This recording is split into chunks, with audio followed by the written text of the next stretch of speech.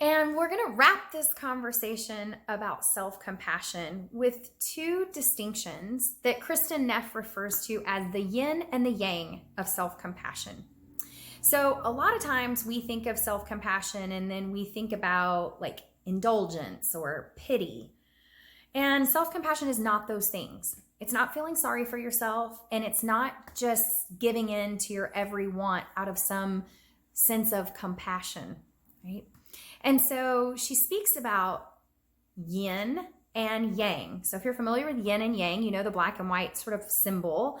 But the yin and the yang speak to the polarity. And yin is a representation of receptive, nurturing energy.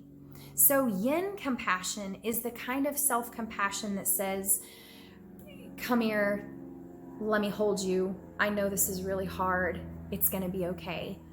Go lay down on the sofa and rest. That would be practicing yin compassion. And sometimes that's exactly what we need.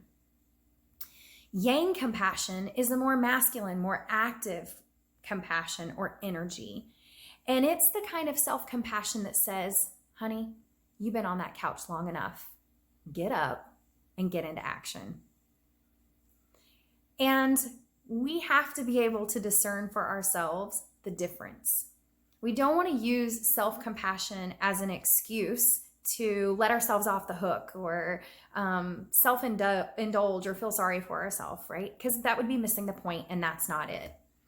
Instead, we want to be able to discern with a level of mindfulness and consciousness, what do I need in this moment? Do I need to go lay down and rest? Or do I need to go out and take a walk? Do I need to let this simmer and marinate and come back to it later? Or do I need to push through and get it done? Right? Those are the kinds of things that we have to discern for ourselves. But self-compassion always has kindness and shared humanity and mindfulness in the equation. And really, it's for us to be able to discern. So I invite you to look at that as you begin to take the practices of self-compassion into your own life and the situations that you find yourself in. And check in. Be willing to tell the truth. Is kindness right now yin, like a nurturing, soft kindness? Or is kindness a yang, sort of a fiery, assertive compassion and kindness? Okay.